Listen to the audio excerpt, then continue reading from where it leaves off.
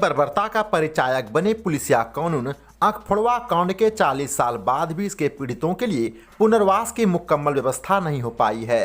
वहीं सर्वोच्च न्यायालय के निर्देश पर 18 पीड़ितों को मिलने वाला पेंशन भी अब बंद हो चुका है।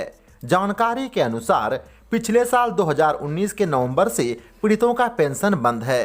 पीड़ितों ने अपने अधिवक्ता राम कुमार मिश्रा के साथ मिलकर डीएम प्रणव कुमार से पुनः पेंशन शुरू करने की मांग की है। इस संबंध में डीएम को दिए गए पत्र में अधिवक्ता राम कुमार मिश्रा ने लिखा है कि पीड़ितों की ओर से 1980 में सर्वोच्च न्यायालय में जनहित याचिका दाखिल की गई थी। राम कुमार के अनुसार मामले में 15 पुलिस पदाधिकारियों को आरोपित बनाया गया था, जिसमें 14 लोगों ने आत्मसमर्पण भी किया और इन्हें सजा मिली थी। इसके साथ ही न्यायालय ने आंखफोड़वा कांड में पीड़ितों को पेंशन देने का निर्देश दिया था। वर्तमान में पीड़ितों को 750 रुपये पेंशन दी जा रही है। यह राशि उस समय न्यायालय के आदेश से हर पीड़ितों के लिए 30-30 हजार रुपये भारतीय स्टेट बैंक में जमा करवाई गई थी। उसी राशि का ब्याज के रूप में हर महीना पीड़ितों को पेंशन दिया जाता है। डीएम को भी चिट्ठी लिखा, डीएम ने भी आज समझिए नवंबर 19 से बंद है इनका कंपनसेशन का अमाउंट नहीं मिल रहा है। दे आर बेगर, भिखमंगा हो गया ये लोग। जो रिहेबिलिटेशन होना था समाज ने भी छोड़ दिया, कानून ने भी छोड़ दिया। कई सरकारें आई, कभी इसका सरकार कभी उसका सरकार, बस किसी सरकार ने ध्यान नहीं दिया इन पे। और सुप्रीम कोर्ट के निर्णय का अनुपालन कैसे नहीं होता है, इसका एक जीवंत उदाहरण है ये। रिहेबिलिटेट किया नहीं किया इन लोगों को, नतीजा ये है कि और कोई है भी नहीं इसका। आंखफोड़वा कांड में पीड़ितों के लिए 1980 से निःशुल्क लड़ाई लड़ रहे अधिवक्ता राम कुमार मिश्रा ने बताया कि उन्होंने सर्वोच्च न्यायालय में पीड़ितों के लिए पुनर्वास की मुकम्मल व्यवस्था करवाने के लिए ऑनलाइन अर्जी दाखिल की है। इसके साथ ही उन्होंने पुनर्वास के लिए सरकार के उदासीन रवैये से न्यायालय को अवगत भी कराया। अधिवक्ता राम कुमार मिश्रा की माने तो जुलाई 1980 में वह जमानत के केस में अवर मुख्य न्यायिक दंडाधिकारी के न्यायालय में बैठे हुए थे। उसी दौरान उनके सामने से न्यायालय में लखन मंडल और अनिल यादव को रिमांड के लिए लाया गया था। उनकी आंखों से ताजा खून टपक रहा था, आंखों में भी छेद दिखाई दिया।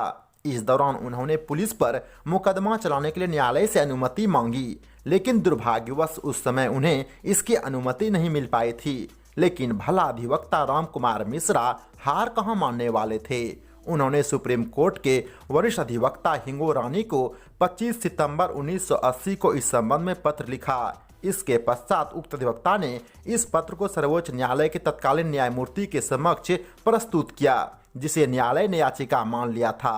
करने गए थे हम एसीजीएम के कोर्ट में, तो जो बेल मूव करने के लिए अभी सीजीएम साहब के बैठने में देरी थी, इतने में 2 मुद्दाले को प्रोडक्शन के लिए लाया गया, अनिल यादव और महेश। जब दोनों को लाया गया तो पूरी भीड़ लगी हुई थी कोर्ट में, तो उसको हमने देखा। देखने के बाद लगा कि अरे इसके तो आंख में छेद है और खून टपक रहा है, एकदम ताज़ा खून।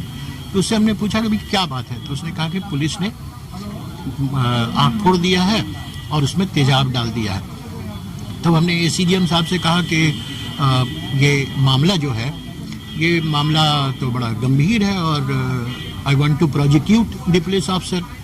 तो एसीडीएम साहब ने कहा कि भाई आप अपना बेल पहले मूव कर लीजिए और फिर चैम्बर में आइए। फिर चैम्बर में गए तो चैम्बर में उन्होंने सारा फाइल दिखाया कि ऐसे ही लोग आ रहे हैं, रोज कोई न कोई प्रोडक्शन में आ रहा है, और हम इन मामले में बार बार डिस्ट्रिक्ट जज को कह रहे हैं। एक एस के सिन्हा थे उस समय एसीजीएम, बार बार कह रहे हैं, कोई सुनवाई नहीं हुई है।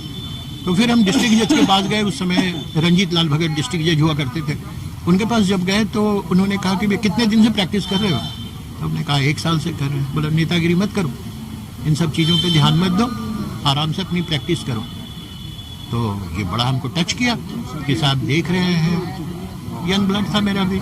तो हमने तुरंत एक चिट्ठी लिखा, वहीं बैठ के चिट्ठी लिखा, and then I sent a letter to missus Kapila Hingorani. रोज देख रहे थे, PIL हिंगोरानी कर रही थी। एक चिट्ठी हमने लिखा और उस चिट्ठी को कपिला हिंगोरानी ने क्या किया कि उस समय YB चंद्रचूड़ थे चीफ जस्टिस ऑफ इंडिया, उनके सामने रख दिया कि लुक देखिए क्या हो रहा है, ये एट्रॉसिटीज।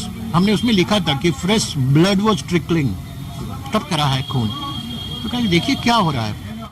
यही नहीं, सुप्रीम कोर्ट ने याचिका की सत्ता जानने के लिए रजिस्ट्रार जनरल से जांच कराने का फैसला भी लिया। जांच में तथ्य सही होने के बाद सर्वोच्च न्यायालय ने तत्कालीन बिहार सरकार को नोटिस भेजा। उसके बाद खत्री बनाम बिहार सरकार और राज्य बनाम अनिल यादव का मुकदमा बन गया। अधिवक्ता राम कुमार ने बताया कि इसमें सर्वोच्च न्यायालय के पहल पर ही पीड़ितों का उपचार हुआ। इसके साथ ही न्यायालय ने पीड़ितों को मुआवजा के साथ पुनर्वास के आदेश दिए, लेकिन अब भी हाल ढाक के 3 पात वाली है। मौजूदा स्थिति की बात करें तो पीड़ित के लिए पुनर्वास की व्यवस्था नहीं की गई। यहां तक कि 40 साल पहले जो पेंशन 750 रुपये तय किए गए थे, अब भी वही है। उसमें किसी प्रकार की कोई बढ़ोतरी अब तक नहीं की गई है। वहीं ये 750 रुपया सहयोग के रूप में मिलने वाला पेंशन भी अब बंद हो चुका है। उस समय वाईबी चंद्रचूड़ थे चीफ जस्टिस ऑफ इंडिया, उनके सामने रख दिया कि लुक देखिए क्या हो रहा है, ये एट्रॉसिटीज हमने उसमें लिखा था कि फ्रेश ब्लड वाज ट्रिकलिंग, टपक रहा है खून। तो कहा देखिए क्या हो रहा है। तो जस्टिस चंद्रचूड़ ने रजिस्ट्रार जनरल को इंक्वायरी के लिए दिया कि भाई देखिए ऐसे चिट्ठियां आती रहती हैं, and that letter was treated as letter writ. उसको लेटर रिट ट्रीट किया गया।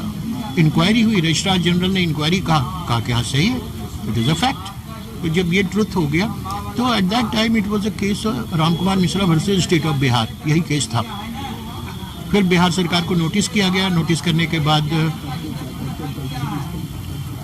जितने 33 लोग का आंख फोड़ा गया था उन सबका इलाज कराया गया।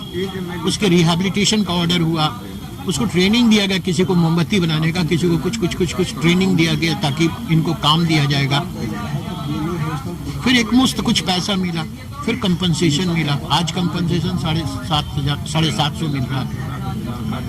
40 साल हो गए। आज के दिन में कम से कम कंपनसेशन 20,000 रुपये होना चाहिए। 20,000 से कम में क्या खाएगा परिवार के साथ आदमी खाएगा। तो कंपनसेशन में रिवाइज नहीं हुआ है। थक हार के हमने डीएम को भी चिट्ठी लिखा। डीएम ने भी आज समझिए नवंबर 19 से बंद है इनका कंपनसेशन का अमाउंट नहीं मिल रहा है। दे आर बेगर, भिखमंगा हो गया ये लोग। जो रिहैबिलिटेशन होना था समाज ने भी छोड़ दिया, कानून ने भी छोड़ दिया। कई सरकारें आई, कभी इसका सरकार कभी उसका सरकार, बस किसी सरकार ने ध्यान नहीं दिया इन पे। और सुप्रीम कोर्ट के निर्णय का अनुपालन कैसे नहीं होता है इसका एक जीवंत उदाहरण है ये। रिहैबिलिटेट किया नहीं गया इन लोगों को। नतीजा ये है कि और कोई है भी नहीं इसका। उस समय भी हमने फ्री किया था, आज भी फ्री कर रहे हैं। तो जिस चीज को आप लेके चलते हैं तो आपको लगता है कि इसको एक मुकाम तक पहुंचा है। तो हमने एक फिर से सुप्रीम कोर्ट में चिट्ठी लिखा है कि इनको रिहैबिलिटेट कराया जाए, इनका कंपनसेशन बढ़ाया जाए, जो कि मुआवजा है कम से कम खाने लायक सब्सिस्टेंस तो हो, जीवन यापन तो चले। और सरकार को कहा जाए कि भाई इनको जो ट्रेनिंग दिया गया है उस ट्रेनिंग के अनुकूल इनसे काम लिया जाए और जो एरियर है एरियर का भुगतान किया जाए। वो एक दौर था लेटर रिट का, जस्टिस पीएन भगवती और वाईबी चंद्रचूड़ के समय का। आज से 40 साल पहले एक प्रयोग किया गया था। लोग चिट्ठी लिखते थे और वो लेटर रिट हो जाता था। अब लेटर रिट होता नहीं है। अब लेटर रिट को लोग it is very difficult to consider. फिर भी उम्मीद है कि मेरे लेटर को जो अभी के वर्तमान चीफ जस्टिस ऑफ इंडिया है वो कंसीडर करेंगे और इनको न्याय मिलेगा। भागलपुर में आंख फोड़वा कांड यानी कि ऑपरेशन गंगा जल की अगर हम बात करें तो एक पीड़ित ततारपुर थाना क्षेत्र के कंपनी बाग में रहते हैं। उनका हाल इन दिनों काफी बदतर है। घर भी किसी तरह अपने स्थान पर टिका हुआ है, लेकिन यह कच्चा मकान कब जमींदोज हो जाए किसी को कुछ भी नहीं पता। इसी क्रम में एक पीड़ित का भतीजा जीतन मंडल से मुलाकात हुई। उन्होंने बताया कि पीड़ित बांका से आ रहे थे।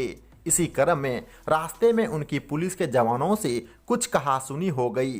फिर क्या था, जिले में ऑपरेशन गंगा जल का माहौल था और लगे हाथ पुलिस वालों ने उन्हें अपराधी यानी कि बदमाश बताकर गिरफ्तार कर लिया और उनकी आंखों में तेजाब डालकर उनकी रोशनी को सदा के लिए उनसे छीन लिया गया। इसके पश्चात उनकी सूद लेने वाला अभी तक कोई नहीं है और न ही उनके पास अब तक कोई आया है। सरकारी मदद भी हाथी का दांत निकला उन्हें ना पेंशन मिली और ना ही पुनर्वास की सुविधा। भोजन के नाम पर उन्हें परिजन और अन्य लोग खाने पीने की व्यवस्था कर देते हैं, जिससे किसी तरह उनका जीवन बसर हो जाता है।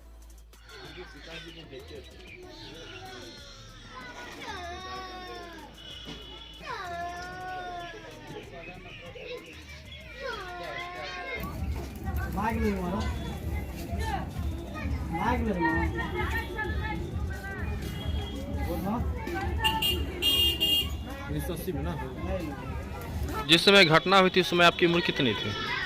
लगभग 6-7 साल के होंगे। छोटा था, इतना बड़ा था। कुछ कहते थे कि कैसे क्या घटना हुई?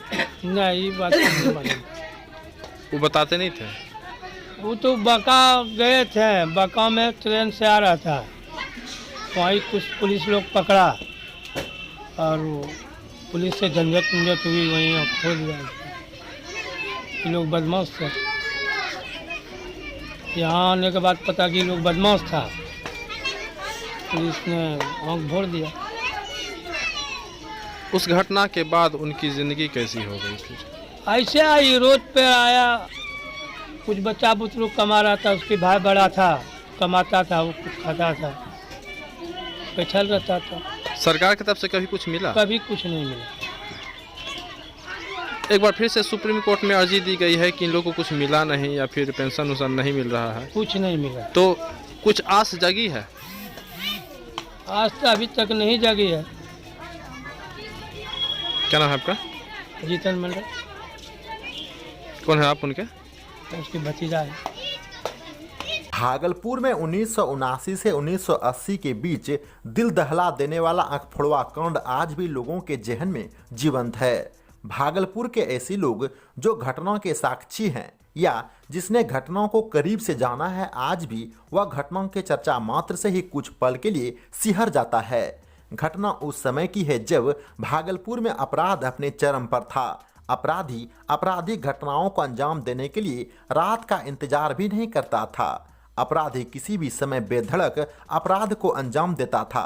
वहीं इसे रोक पाना पुलिस के लिए टेढ़ी खीर साबित हो रही थी। सरेआम अपहरण, हत्या, लूट, बलात्कार जैसी घटनाएं बाहुबलियों के लिए दिनचर्या सी बन गई थी। वहीं पुलिस की हालत बिना नाखून और दांत वाली शेर को चरितार्थ कर रहा था। पुलिस अपराधियों को गिरफ्तार तो करता था, लेकिन सबूत के अभाव में अपराधी अविलंब बरी हो जाता था। क्षेत्र में दहशत भी इतना था कि कोई भी अपराधियों के खिलाफ मुंह खोलने की हिम्मत तक नहीं करता था। पुलिस की किरकिरी आम बात हो गई थी। इसी कड़ी में भागलपुर पुलिस ने एसपी बीडी राम के रहते अपराध को रोकने के लिए एक गुप्त तरीके से ऑपरेशन गंगाजल चलाया।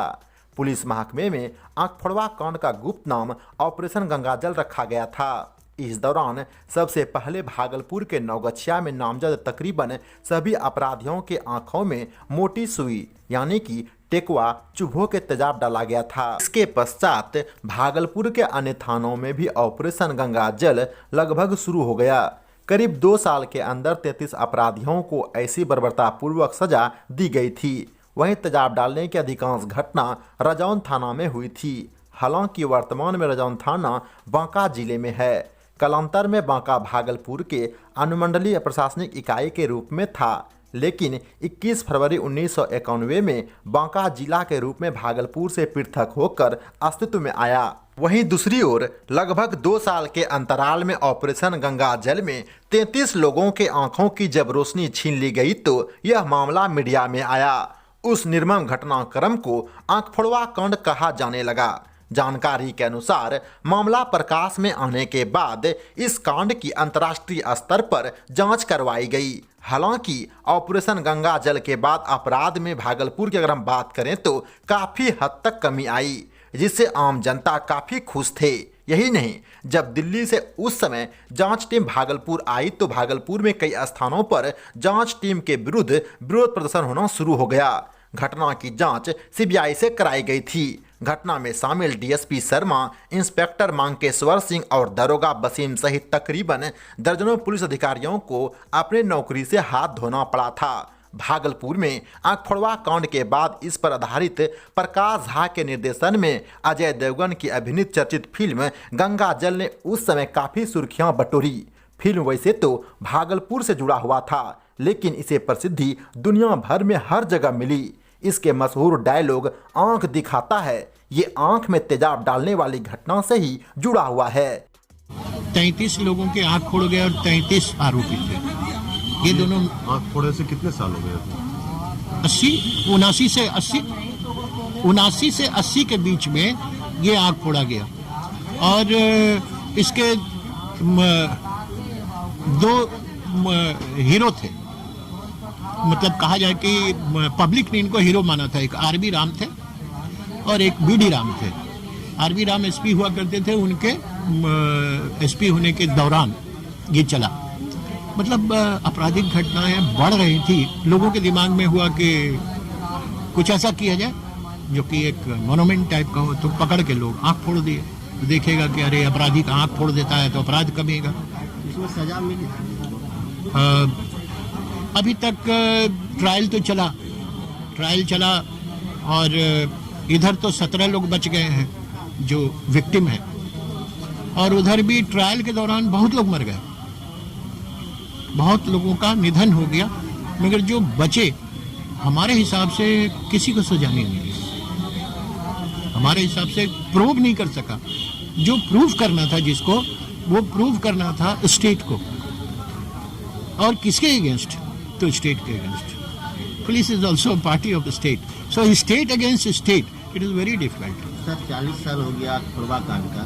जितने लोगों का फोड़ा गया था, लगभग बहुत सारे ऐसे लोग हैं, कुछ तो मर गए, कुछ जो है वो भुखमरी के कगार पे आ गए। तो आखिर इस स्थिति में सरकार क्या कर रही है अभी तक?